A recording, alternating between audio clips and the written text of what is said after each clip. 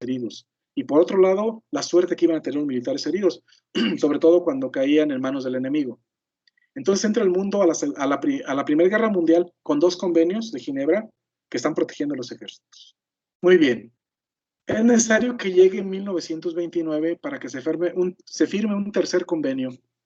Toma los otros 2 y aquí en ese tercer convenio, fíjense bien cómo lleva como una secuencia, un crecimiento lógico. Ya habla de los prisioneros de guerra. ¿Qué suerte van a correr los prisioneros de guerra? El trato que se va a dar a los prisioneros de guerra. Nótese, en estos 3 convenios solamente se habla de los militares, de los ejércitos. ¿Sí? Entonces, entramos a la Segunda Guerra Mundial con 3 convenios de Ginebra que protegían completamente a los ejércitos beligerantes. Nadie hablaba de la población civil. La Cruz Roja y el personal sanitario de los ejércitos, ustedes seguramente lo han visto en las películas, traen su casco con su Cruz Roja, son los que andan en campaña atendiendo a los heridos, lesionados, etc. Ya la Cruz Roja participaba en los conflictos, atendiendo bajo estos convenios, atendiendo a los militares que se veían afectados, lesionados, etc. Es necesario que termine la Segunda Guerra Mundial y nos vamos a 1949 para que los países digan, a ver, pues, y los civiles, y entonces se firma el cuarto convenio de Ginebra, se retoman los anteriores, se modifican, se actualizan, se adecúan, y en este último convenio, en este cuarto convenio de Ginebra, se habla ya y se definen los pilares del derecho internacional humanitario. Aquí ya se habla de la protección civil. No es hasta 1977, muchos años después, donde se adhieren unos protocolos a estos convenios de Ginebra. Seguramente muchos de ustedes han escuchado hablar de sus famosos convenios de Ginebra, de sus protocolos.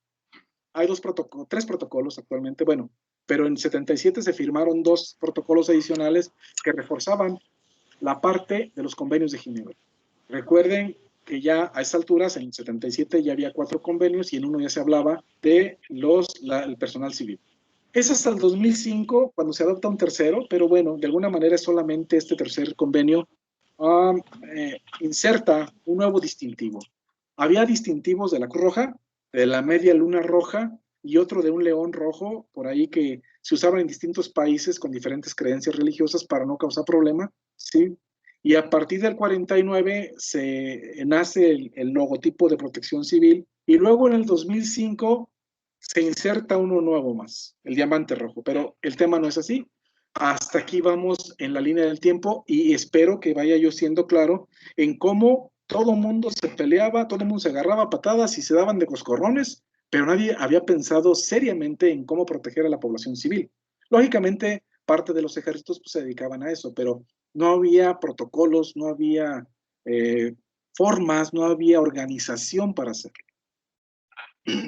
Y así los 4 convenios de Ginebra, y estoy entreteniéndome en esto porque esto es la base del nacimiento de la protección civil, justamente. El primer convenio habla, pues, el primer convenio de Ginebra se refiere a las Fuerzas Armadas en tierra, todo lo que se refiere a heridos, enfermos, etcétera, Fuerzas Armadas en tierra. El segundo convenio de Ginebra habla de las Fuerzas Armadas navales, lo mismo, heridos, lesionados, etcétera. El tercer convenio de Ginebra se especializa en la suerte que correrán los prisioneros de guerra. Y ya el cuarto convenio de Ginebra, fíjense cómo todos ya fueron actualizados justamente el 12 de agosto de 1949.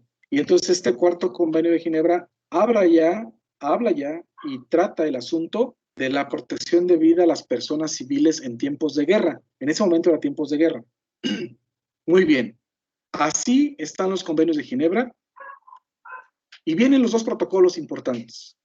Primeramente, recuerden que en el 77 se adhieren 2 protocolos. No, bueno, tiene alguna variante. Simplemente el primer protocolo, protocolo 1, es el que trata de las víctimas de los conflictos armados internacionales. Y el protocolo 2 habla de las víctimas de los conflictos armados sin carácter internacional, pueden ser regionales. ¿Por qué es importante el protocolo 1 que se adhiere a los tratados de los convenios de Ginebra? Porque en este protocolo 1 justamente ahí nace todo este tema de la protección civil, nace el concepto de la protección civil, nace el logo de la protección civil y nace la esencia, cuáles son las responsabilidades de la protección civil. Entonces, estos protocolos pues, tienen muchos artículos, no vamos a leerlos, no terminaríamos, pero quiero tocar, son dos de los más importantes. Primero, dice que el protocolo adicional 1 define ya lo que es la protección civil. ¿Qué se entiende por protección civil? Y este protocolo ya empieza a marcar un camino a seguir en cuanto a la conceptualización de la protección civil. Dice aquí que este concepto, la protección civil, es el cumplimiento de algunas, cuidado con esto, o de todas las tareas humanitarias que se mencionan a continuación, lo vamos a ver enseguida, que están destinadas a proteger a la población civil contra los peligros de las hostilidades y de las catástrofes. Esto es lo importante de este primer protocolo adicional a los convenios de Ginebra. Ya se está tomando en cuenta a la población civil, ya se pide que todos los países firmantes empiecen en sus respectivas legislaciones, en sus respectivos países, a visualizar la formación de grupos especializados en las tareas humanitarias. Pero ¿cuáles son las tareas humanitarias? Y son importantes, ¿por qué? Porque como les digo, justamente de aquí nace la esencia de la protección civil. Son bastantes. Bueno, son 17, 15, 17. Servicios de alarma.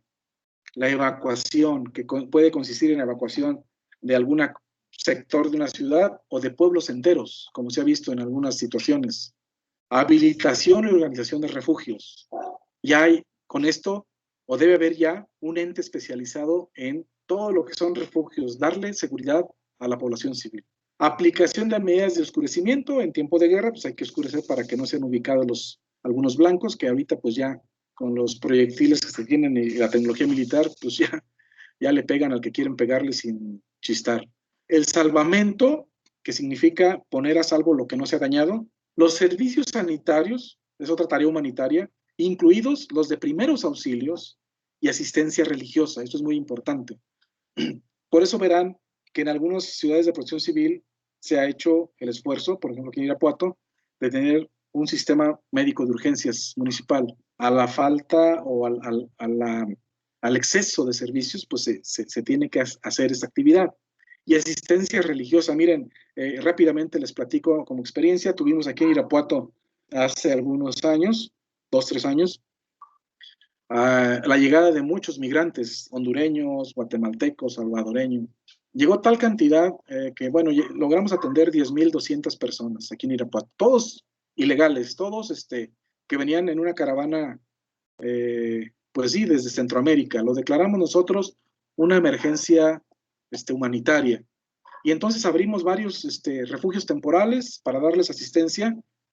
Y curiosamente tuvimos que darles la asistencia religiosa, porque había de 2, 3 creencias, y tuvimos que proporcionar esos servicios, independientemente de todos los demás. Se los comento esto a manera de hacer un poquito palpable toda esta labor humanitaria que tiene como encargo la protección civil. Bien, bueno, también tiene la lucha contra incendios, de ahí que la legislación mexicana ya indique, sobre todo aquí en el estado de Guanajuato, que los cuerpos de bomberos del estado deberán ser administrados y coordinados por las unidades municipales de protección civil, y que, bueno, ha generado ciertos conflictos. Detección y señalamiento de zonas peligrosas, otra tarea humanitaria. Descontaminación y medidas similares de protección, tareas humanitarias. Provisión de alojamiento y abastecimiento de urgencia. Ayuda en caso de urgencia para el restablecimiento y el mantenimiento del orden. Medidas de urgencia para el restablecimiento de los servicios públicos indispensables. Servicios funerarios de urgencia, asistencia para la preservación de los bienes esenciales para la supervivencia y cualquier actividad complementaria que le abone a esas tareas humanitarias. Noten ustedes, no son limitativas, son las principales, de estas se pueden derivar muchas y muchas actividades, en fin, pero cómo desde el inicio del nacimiento de la protección civil se le encargan estas tareas humanitarias. Tareas humanitarias. La protección civil debe entenderse como una institución de carácter humanitario. Hacia allá quiere ir mi exposición. Bien, viendo pues ya cuál es la esencia de la protección civil, viendo que nacemos primeramente en un ambiente belicoso, de guerra, cuando se dan cuenta los países que, caray, pues no hemos pensado en los civiles, pues hay que hacer un convenio rápido y unos protocolos para que se tomen en cuenta los civiles, cada país firmante lo lleva a su respectiva legislatura y lo empieza a trabajar según cada país lo considere o lo está considerando necesario. Y es así como la protección civil empieza a hacer presencia prácticamente toda Europa, toda América, algunas partes de África y algunas partes de Asia, no en todas. No todos los países son firmantes de estos protocolos. Pero donde ha firmado, pues ahí hay presencia de esta institución de carácter humanitario que ya es permanente, ya no es nada más para tiempos de guerra, ya es permanente, porque además se le agrega en el concepto que también debe estar listos para ayudar a la población civil en casos de desastre. Entonces, debe ser una institución permanente con tareas humanitarias hacia la población civil. En este mismo protocolo, este otro artículo que solamente les he compartido dos, el primero que vimos y este, es donde se narra cuál es el signo distintivo internacional de protección civil. Y es justamente lo que estamos viendo en pantalla. Es un triángulo equilátero, que aquí no lo veo tan equilátero, pero bueno, supongamos que es equilátero, de color azul sobre un fondo naranja. Habla de fondo naranja. Hemos optado por hacerlo redondo, pero puede ser cuadrado, no pasa nada. Y este es el símbolo que se utiliza en muchos países para señalizar los vehículos que se utilizan para la protección civil, los campamentos donde hay personas refugiadas, donde están las bodegas de alimentos, de agua, etcétera, se utilizan las lonas en los lados, que todo el mundo se entere que ahí se está dando auxilio a la población civil. No sé si alguno de ustedes pudo ver, ahora que estábamos justamente en lo más crítico de la pandemia, que nos llegaban las noticias por allá de Europa, Italia, Francia, España, como en muchas de las noticias aparecían campamentos o algunas tiendas de campaña con este logotipo. Se estaba dando, ellos tienen una forma ya muy avanzada de trabajar, lo tienen ya muy asimilado, y estaban haciendo justamente lo que les marcan los protocolos y claro, por supuesto, las legislaciones propias de sus países. Pero entonces, este es el logo internacional, de allá viene. Hay quien decía que si tiene un origen raro, ocultista. No, no, no. No es el tema de tratar esto, pero bueno, es importante que conozcamos, primero, que se piense en los civiles, que se pide que haya un grupo especializado para atender a los civiles y que hay que darles un distintivo. Así como Cruz Roja tiene su distintivo, Protección Civil tiene el suyo. Cruz Roja tal vez tenga en momentos de conflicto irse a los campos de batalla, atender allá, y Protección Civil se queda en sus respectivos países a atender a su población civil. Entonces, eso es lo que se está tratando de comunicarles en estas presentaciones. Muy bien, continúo. Podemos ver nosotros cómo ya cada situación va dándole forma a su logo sin que pierda la esencia del triángulo equilátero azul en el fondo blanco. Hasta el BBM Irapuato que utilizo, por aquí lo pueden ver, le diseñé yo para la especialidad en protección civil, BBM Irapuato. Es totalmente válido porque es una institución que está formando personas en este tema. Entonces, bueno, aquí vean del BBM, aquí está por allá de España, siempre lleva su logo, su coronita, Venezuela, y aquí otro de Venezuela. Aquí como que perdió un poquito el sentido, lo puso rojo el fondo, pero debe ser naranja. Conservan todos la esencia del símbolo internacional de la protección civil. Y México, nuestra legislación, bueno, México es un país firmante de estos convenios desde muchos años antes de que llegáramos al sismo del 85. Justamente cuando se dan los convenios, México los va firmando y de alguna manera, pues el Senado de la República, que es el responsable de manejar o de la firma de tratados internacionales, pues lo empieza a traer a la legislación nacional, a nuestro país, para empezarlo pues a trabajar. Tenemos una ley general de protección civil que, pues bueno, realmente esto empezó a despegar, como ya lo sabemos también, a partir del sismo del 85. Pero sí quiero comentarles, repetirles, que antes de esta fecha ya tenía México firmado los convenios, ya tenía conocimiento de todo este trabajo que debería realizarse desde la protección civil. Lógicamente llega el sismo, nos sacude, nos mata mucha gente y pues el presidente en turno dice, es momento de que hagamos efectivos los convenios firmados. Yo no soy abogado, no soy especialista, pero tengo entendido, y si estoy mal, corríjanme, una firma de un tratado internacional tiene un nivel de una legislación nuestra, o sea, tiene que respetarse y tiene que pues, adecuarse al país y echarla a andar. Esta Ley General de Protección Civil define de una manera un poquito extensa la protección civil y nos dice esta ley en su parte de conceptos que la protección civil es la acción solidaria y participativa que en consideración tanto de los riesgos de origen natural o antrópico, es decir, causados por el hombre, como de los efectos adversos de los agentes perturbadores, prevé la coordinación y concertación de los sectores público, privado y social en el marco del sistema nacional. Se refiere al Sistema Nacional de Protección Civil, con el fin de crear un conjunto de disposiciones, planes, programas, estrategias, mecanismos y recursos para que de manera corresponsable y privilegiando la gestión integral de riesgos y la continuidad de operaciones, se apliquen las medidas y acciones que sean necesarias para salvaguardar la vida, integridad y salud de la población, así como sus bienes, la infraestructura, la planta productiva y el medio ambiente. Pues sí, me llevé media hora leyendo el concepto, pero resumido, es solamente el conjunto de acciones solidarias y participativas de todo mundo. El gobierno, la sociedad civil, los sectores productivos, los sectores académicos, todos en un marco de coordinación que nos ayude justamente a privilegiar y a anteponer la vida y la salud de la población. Esto debe entenderse como el parteaguas de lo que deberíamos entender por protección civil. Si se fijaron al principio, y esas respuestas que les puse en la lámina de qué es protección civil son reales. ¿Qué es protección civil? Ah, pues los que vienen aquí a checar el salón de baile y dan el permiso. Ah, sí, son los que tumban los árboles cuando hace mucho viento. Sí, este concepto que tiene la ciudadanía, nada que ver con lo que ya nuestra legislación lo está marcando.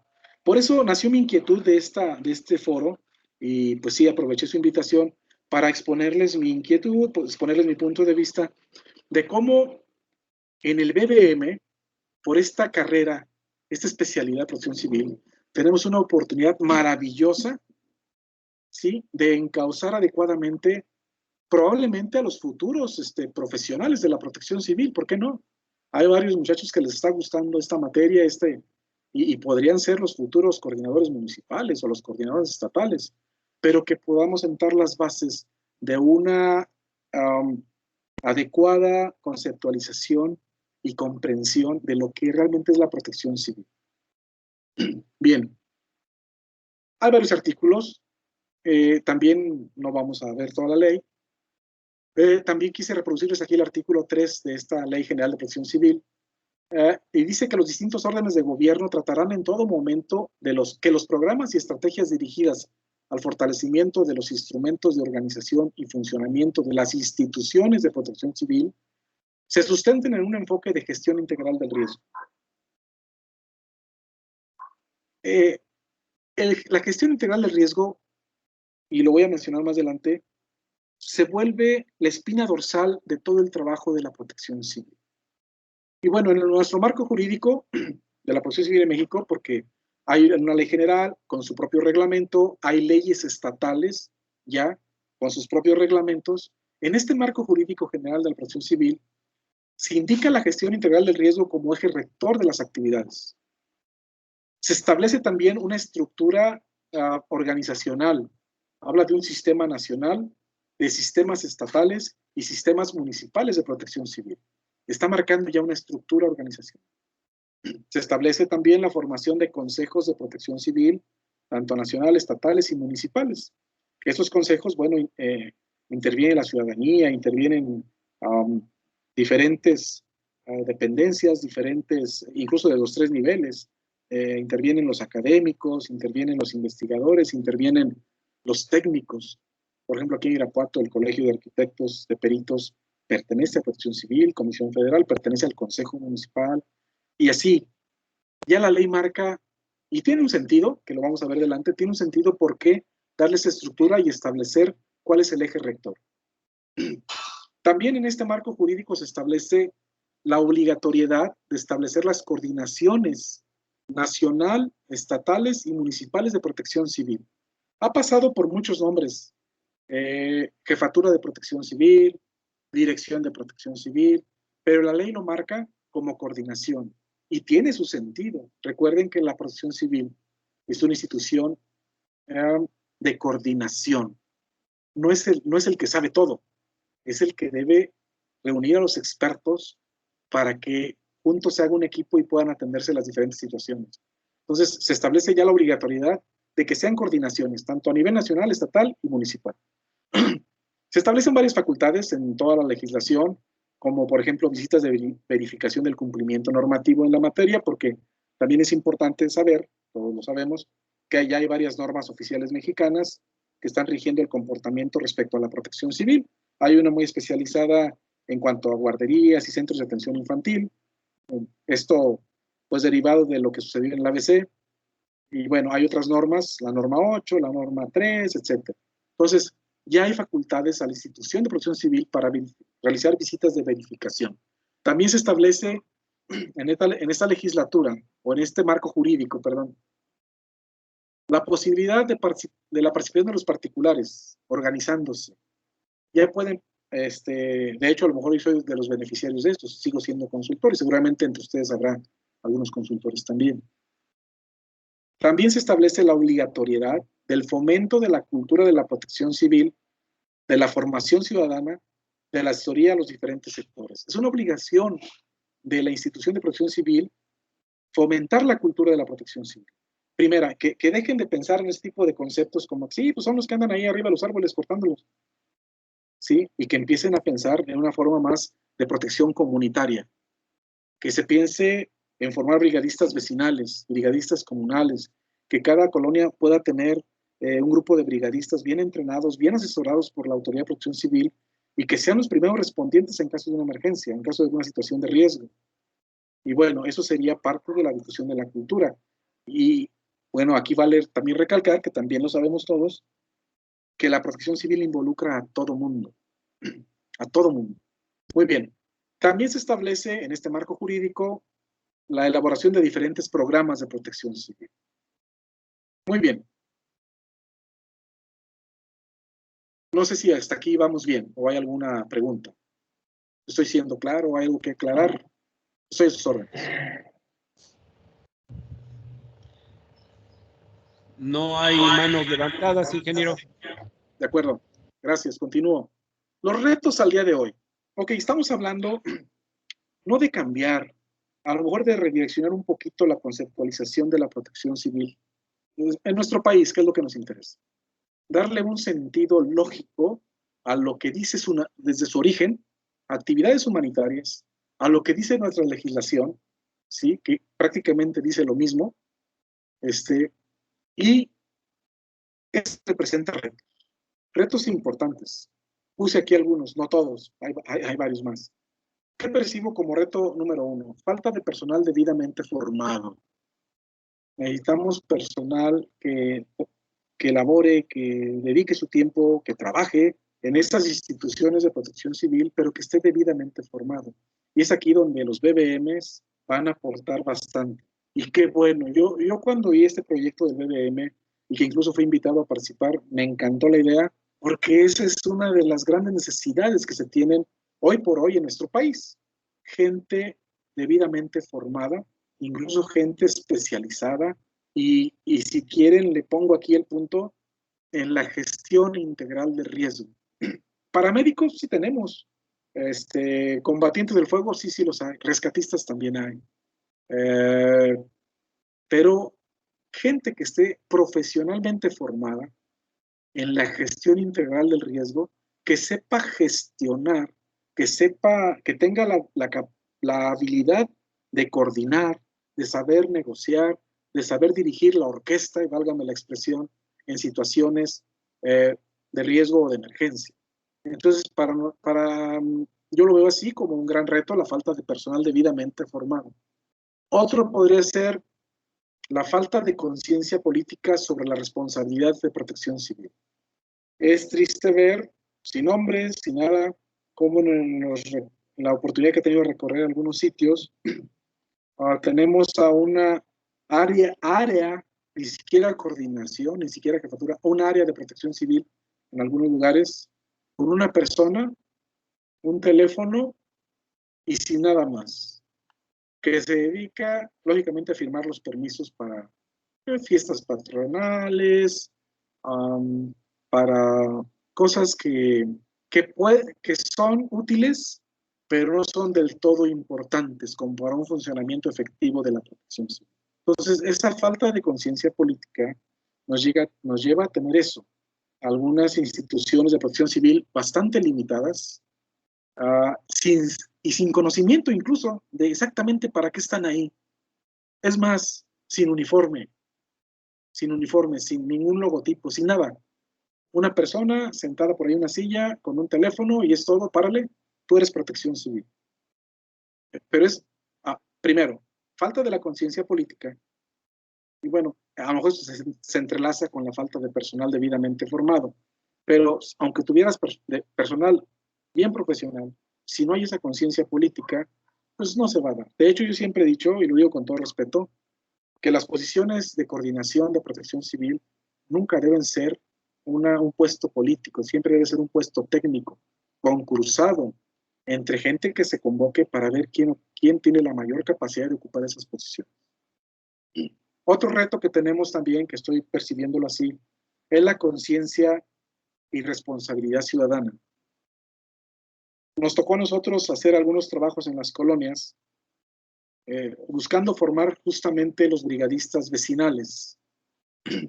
Comenzamos con buen trabajo, con buenos augurios, se empezó a formar algunos brigadistas en las colonias, se les enseñaba lo básico, cómo detectar una situación de riesgo, cómo actuar ante una emergencia, cómo llamar incluso a las instituciones de auxilio, cómo hacer llamadas adecuadas o que funcionen pues a las instituciones de auxilio. Pero en muchos lugares, dependiendo del sitio donde uno vaya, híjole, es que estamos, como sociedad nos falta desarrollarnos, empezaban a ver ¿qué me vas a regalar? ¿Qué me vas a dar para venir si no vengo? Pues te voy a dar conocimiento, te voy a habilitar. No. Sí, ¿eso qué? No, pues los regalos. Esa parte, creo que también en parte es culpa de las otras dos retos que estoy manejando aquí. Esa conciencia y responsabilidad ciudadana, pues nos toca a todos empezarla a desarrollar. Lógicamente, si no se tiene un buen concepto, insisto, en el tema de la protección civil, pues difícilmente incidiremos en esto, pero bueno, se va caminando. Otro reto, el celo interinstitucional. Híjole, es un problema. Como bien les decía, de pronto la falta de conocimiento de qué es protección civil, empiezan a formarse las diferentes coordinaciones en algunos municipios y empiezan que la Corporación de Bomberos de aquí no le gusta que venga protección civil porque la ven justo como una corporación de auxilio más, o que la Cruz Roja ya no le gustó que protección civil comprara ambulancias y empiezan los problemas por la falta del conocimiento de exactamente qué es la protección civil, por un lado. Y por otro también, pues va amarrado con los demás retos, que a lo mejor el personal que se nombró no era el adecuado y no supo manejar, en su momento no supo manejar las demás instituciones de una manera, una convocatoria de unidad, de explicar, de que yo no voy a ser tu jefe, tú vas a hacer tu chamba, yo nada más vengo a coordinarte, no lo sé. Hay formas de hacerlo. Entonces, estos son los grandes retos que yo percibo. Hay más, pero siento que son las bases para poder comenzar a caminar en el tema de la protección civil. Vamos definiendo pues y concluyendo porque ya creo que me estoy comiendo parte del tiempo. Percibir a la protección civil como una corporación de auxilio es algo limitado, está muy limitado. En la protección civil confluyen varias corporaciones de auxilio y se busca un estatus de coordinación. Protección civil es una institución de coordinación.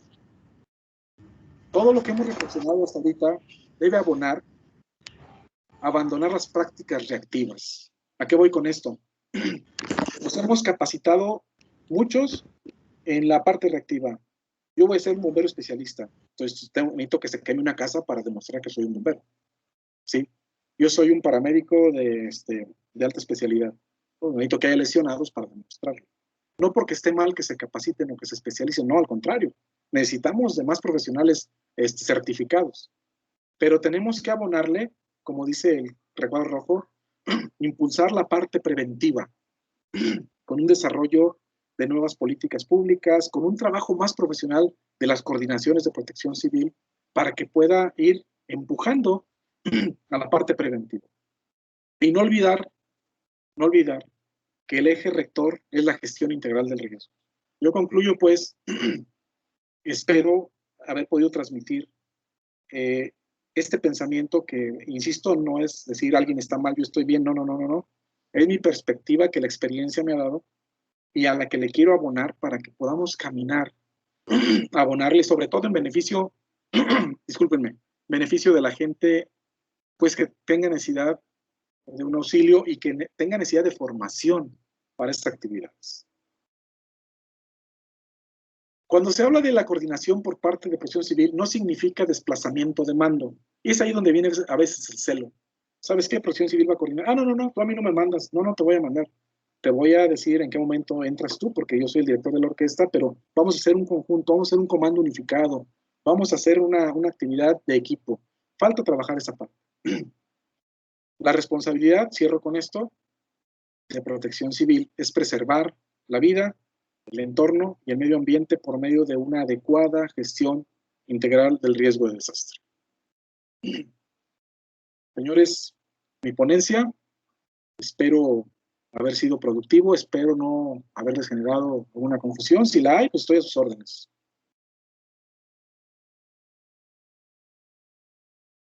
Bien, compañeros, esperemos sus preguntas, si es que la tienen. Pasamos por el chat un cuestionario, un forms, donde pueden registrar su asistencia y también donde pueden realizar sus preguntas. Si no la desean hacer por este medio, pueden ahí realizarlas y lo más pronto posible ir resolviéndolas. Ingeniero, agradecemos muchísimo tu ponencia. Creo que nos queda bastante claro que la Protección Civil no debe ser una institución que se debe manejar únicamente como reactiva, como una institución para emergencias, sino va más allá. Es desde el ámbito de prevención, es un organismo gestor, es un organismo coordinador y que debemos de participar todos los ciudadanos del municipio, del estado, de la nación. La parte de prevención debe de quedar en cada uno de nosotros y sí, nos hace falta aprender muchísimo como sociedad para precisamente identificar zonas de riesgo en nuestras comunidades y poder participar de manera mejor con esta institución que tiene mucho que darnos y tenemos mucho nosotros como sociedad agradecerle. Veamos si hay algunas preguntas. No tenemos ninguna pregunta. Hay una pregunta en el chat. Sí, estoy viendo la pregunta, si me permiten. Habla una compañera, o no alcanzo a ver, pero dice, si yo terminando la preparatoria tengo interés en ingresar a un trabajo donde desarrolle la carrera técnica que concluí, ¿en qué ámbitos o lugares puedo incorporarme a laborar? Y adicional a esto, ¿con qué carreras universitarias cuenta el personal de Protección Civil? Bueno, el mercado laboral para la carrera técnica de Protección Civil, de momento lo veo yo muy encaminado justamente a las coordinaciones municipales. Sin embargo, no es limitativo. Les comento por qué. Porque dependencias federales o estatales tienen sus áreas especializadas de protección civil. O sea, no precisamente nada más la coordinación municipal o coordinación estatal. Conagua tiene un área especializada de protección civil. Semarnat tiene un área especializada de protección civil. O sea, sí se está abriendo el campo laboral, porque recuerden, pues esto está creciendo, está avanzando. Entonces, sí hay, de alguna manera, un campo laboral que se puede comenzar a explotar. Y hay oportunidades, seguramente. ¿Qué carreras universitarias tiene Protección Civil? Quiero entender el personal que actualmente labora o si hay oportunidades para seguir. La voy a contestar desde atrás. Hay licenciaturas en Protección Civil, ya las hay. En algunas universidades es cuestión de buscarle por ahí, incluso en línea hay universidades que ofrecen la licenciatura en Protección Civil. Y si la pregunta fuera en el sentido de que qué carreras universitarias tienen los elementos de Protección Civil, hay topógrafos, hay geólogos, hay químicos, hay arquitectos, habemos ingenieros especializados en la gestión. Hay una serie de varias carreras. Recuerden que como la Protección Civil se inserta en todo lo que es el ámbito de la prevención hacia la ciudadanía, en su vida, en su medio ambiente, en su entorno, pues la cantidad de profesionistas y profesionales puede ser cualquiera, o sea, que sea aplicable a la prevención.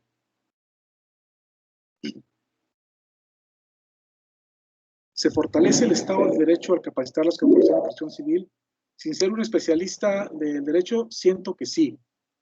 De alguna manera, al poder brindar servicios más especializados y con un marco jurídico de fondo bien soportado, sin duda, porque eso va a beneficiar a la ciudadanía.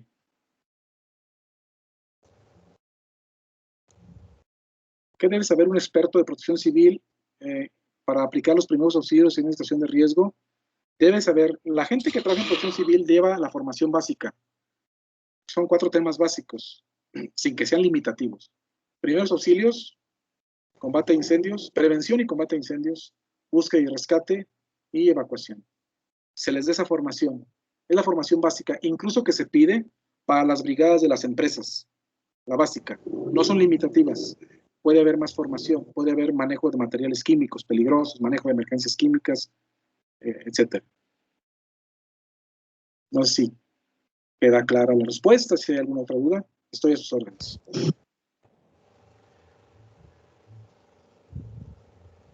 Gracias, ingeniero. Estamos recibiendo también algunas otras preguntas. Nos dicen que desde cuándo nació la Protección Civil. Bueno, la Protección Civil, como lo vimos, nace como tal desde el 49, 1949, el 12 de agosto, nace en Europa, con los convenios de Ginebra. En México se tiene el antecedente o se ha marcado como fecha el sismo del 85 para decir que ahí nació. Legalmente nació un año después. Legalmente nació en el 86, ya con su sistema nacional, con su ley. En México nace en el 86. Perfecto, gracias, ingeniero. Sí. También hay una aclaración, dice, en San Francisco del Rincón tenemos la Universidad de Yahualica con la licenciatura en Protección Civil. Sí, ahí está. Sí, es cierto, ahí está y hay otra más. Una. Claro, así es. Muy bien. Aquí estoy leyendo una. Dice, ahorita con la cuestión sanitaria estamos colocando la señalética en los planteles. Siempre nos cuestionamos qué es lo correcto, si emplear la señalética de protección civil u otra. Es que la señalética o las señales de protección civil van siempre complementando las señales que se requieran. Es igual, no pasa nada. Por ejemplo, protección civil, mucha gente lo ubica mucho por las rutas de evacuación y salidas de emergencia, extintores, pero también se pueden emplear otro tipo de señalización. No hay problema en que coincidan la norma 3 y la norma 26 de Secretaría del Trabajo, no hay problema.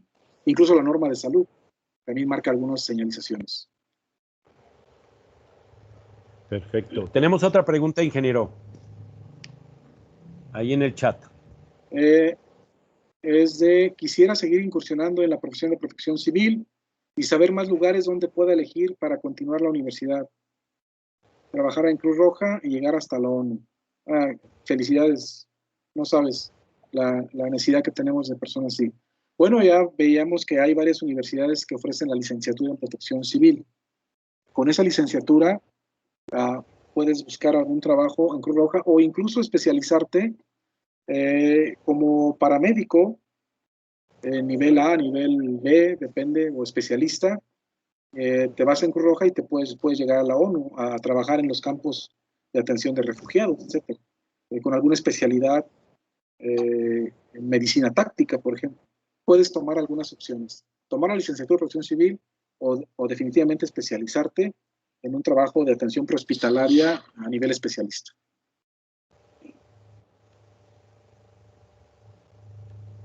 Excelente, ingeniero. No sé si compañeros tengan alguna otra pregunta, si aparezca ahí en el chat o en algún otro medio. Yo te tengo una pregunta, ingeniero Juan. Sí. A raíz, como lo comentabas, a raíz de 1985, México desarrolló y se apegó a muchos protocolos en cuestión de protección civil y también empezó a incursionarse y a liderar también algunos otros conceptos como grupos de rescate, de escombros, etcétera, búsqueda, y por ahí surgieron algunos grupos también importantes que se capacitaron internacionalmente. ¿México lidera actualmente alguna de estos rubros en protección civil? Mira, liderarlo como tal, no, es muy reconocido por rescatistas que tomaron mucha experiencia de los rescatistas franceses y alemanes. Es muy reconocido. De hecho, hemos ido a lugares como Sudamérica, Centroamérica, y es reconocido. Puede ser que regionalmente lidere algunas partes, reconozcamos que hay países que no han avanzado tanto, y en ese aspecto, pues sí, México lidera alguna región de América Central, América del Sur, pero tenemos, por ejemplo, en Colombia grupos muy buenos especialistas en este tema también. Es un orgullo para México que este grupo, que incluso se le conoció como los Topos, Los Topos, es correcto, haya sido reconocido a nivel internacional por la habilidad que se tenía, y el reconocimiento internacional pues le da un cierto estatus que le ha permitido trabajar codo a codo con otros grupos especialistas muy reconocidos como norteamericanos, alemanes, franceses incluso. El liderarlo como tal, que digamos, somos los número uno, tal vez no, pero sí somos de los buenos, sí somos reconocidos a nivel internacional. Gracias, ingeniero. Sí.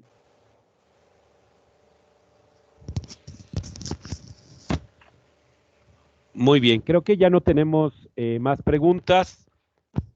Entonces, nada más nos queda agradecer a todos los que tuvieron oportunidad de enlazarse con nosotros. La verdad, agradecemos muchísimo el apoyo, ingeniero Juan. Vuelvo a reconocerle su experiencia, su vasta experiencia ya en este rubro de la protección civil. Agradecemos a todos y bueno, quedamos para el día de mañana continuar con nuestro ciclo, con nuestro primer ciclo de conferencias de seguridad ciudadana organizado por la Academia de Seguridad Ciudadana Intercolegial. Y bueno, nuevamente, ingeniero, muchas gracias. Le haremos llegar su constancia y agradecer a todos. Excelente tarde y buen provecho. Gracias, muchas gracias a todos. Un fuerte abrazo y bueno, pues a seguir para adelante. Mil gracias, ingeniero. Por ahí agradecen. Muchas gracias por la ponencia y por colaborar en la formación de nuestros alumnos. Gracias, ingeniero. Sí, gracias a ustedes. Sí, muchas gracias a ustedes, la verdad. Muy bien, alumnos, compañeros, con esto despedimos y terminamos, damos finalizada a nuestra primera conferencia. Agradecemos en todo su tiempo. Buena tarde. Gracias, hasta luego, que tenga buena tarde.